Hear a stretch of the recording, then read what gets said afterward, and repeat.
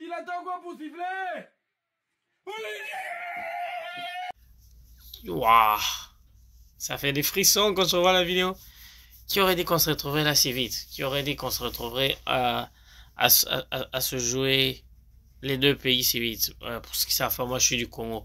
La vidéo que vous avez vue au départ, c'est comment moi j'ai réagi quand le Maroc a éliminé le Portugal au mondial. Parce que voilà, le Maroc est un pays africain. Le Maroc fait partie de l'Afrique.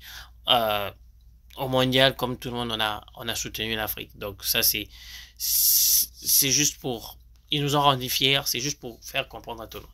Maintenant, le match d'aujourd'hui. Je vais te dire, le match d'aujourd'hui, il a trois facettes. Premièrement, tu as les 20 premières minutes. Les 20 premières minutes, le Maroc est passé, mais au-dessus de tout. Moi, je crois que moi, personnellement, pour avoir vu quand ils ont marqué, je me suis dit, ah, aujourd'hui, on va souffrir. Mais après, tu te rends compte que tu fais le calcul, tous les matchs que tu as vus dans ta vie de CAN entre la RDC et le Maroc, tu n'as jamais vu ni la RDC se balader, ni le Maroc se balader.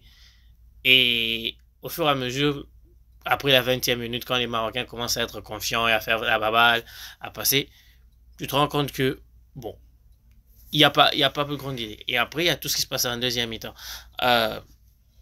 Ils ont été géniaux, les mecs, à la deuxième mi-temps. On les a regardés dans les yeux aux Marocains, on est allé les chercher. Ils se sont rappelés que ce maillot que nous portons dans le continent, il a 2 étoiles. C'est vrai que beaucoup d'entre nous ne l'ont pas vu.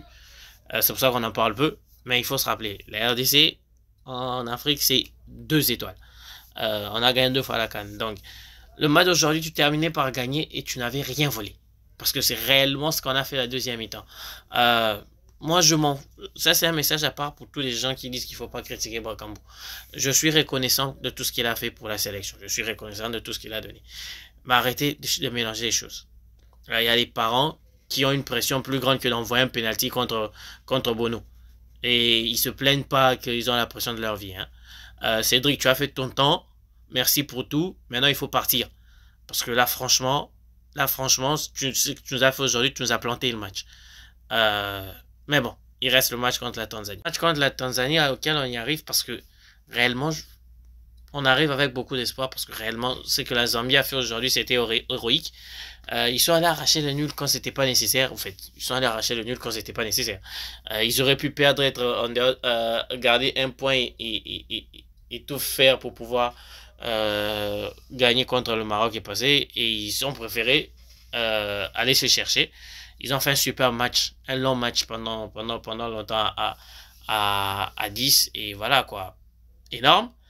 Ça fait que la poule la rende intéressante. Il faut, oui, il faut gagner pour pouvoir passer quoi. Que ce soit la Zambie, que ce soit la Tanzanie, que ce soit la RDC, celui qui va aller au prochain tour lors de la dernière journée doit gagner. Tu gagnes et tu es dans le prochain tour. Ça va être aussi clair que ça. La chance qu'on a, c'est qu'on va dans cette poule, on va jouer les derniers.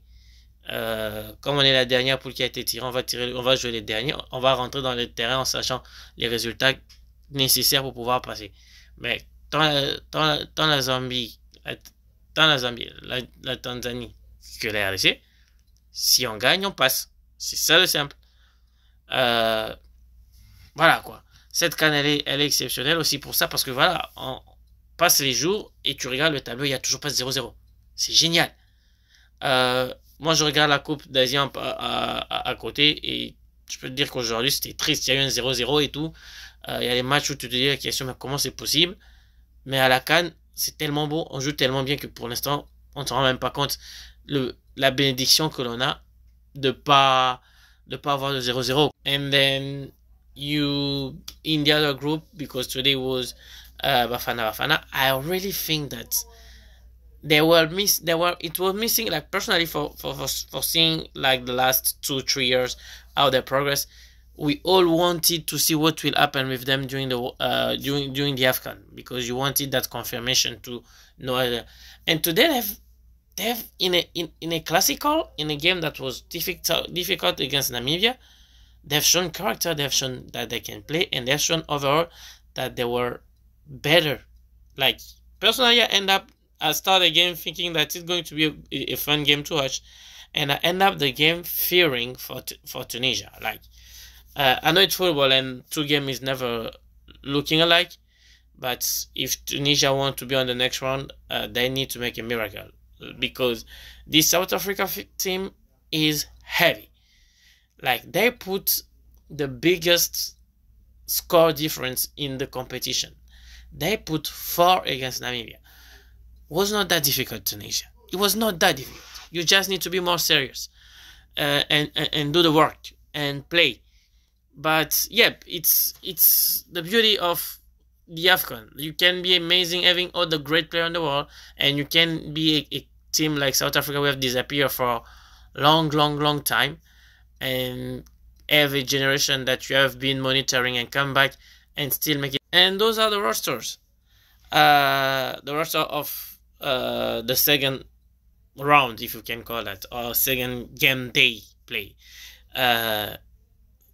Demain, ça va être chaud.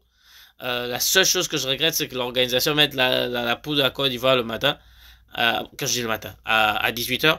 Et pour moi, personnellement, j'aurais aimé que ce soit la dernière poule. Juste pour... Je comprends qu'ils suivent le ABC et tout ça, mais juste pour le suspense, juste pour tout, ça aurait été génial que ce soit la dernière. Comme ça, tu aurais commencé par l'Égypte et le Ghana pour savoir, par le groupe de l'Égypte et le Ghana pour savoir, et terminé par la Côte d'Ivoire. Mais de la même façon, ça va être le feu. Les Ivoiriens, comme à chaque fois qu'il y a match de l'équipe nationale, il y a pas école, les services terminent à midi. Là, le pays va avoir besoin d'eux, ils vont faire présence, parce qu'on connaît les Ivoiriens, comment ils sont. Ça va être un match génial. Ça va être génial contre la Guinée équatoriale, qui a juste besoin d'un point pour terminer première.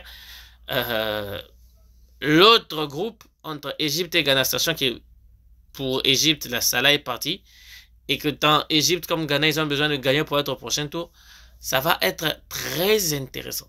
Parce que ça va permettre de ne pas spéculer. La dernière journée, tous les matchs sont ensemble. Tous les matchs sont ensemble. Et ayant tous les matchs ensemble, tu ne peux pas te dire que si on calcule comment. Non, tu sais ce que tu dois faire. Tu dois aller gagner.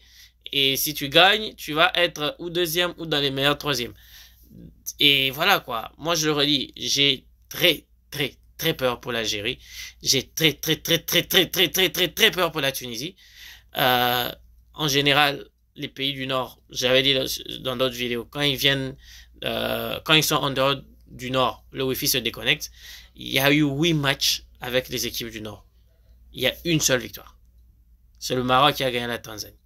Pour le reste, c'est que des matchs nuls. Et la Tunisie a réussi même de perdre. Donc c'est très compliqué pour eux.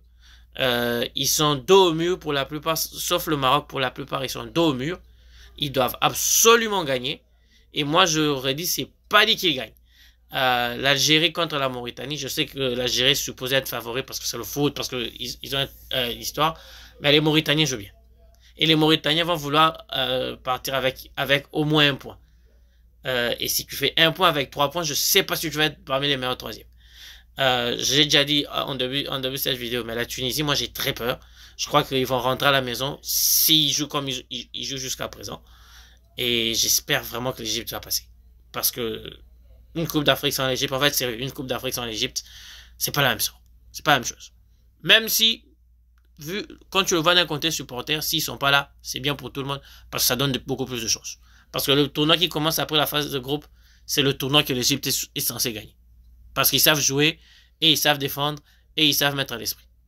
On se voit à la prochaine, et tu sais, tu veux voir l'analyse, inscris-toi, partage, et à suivre. Ciao!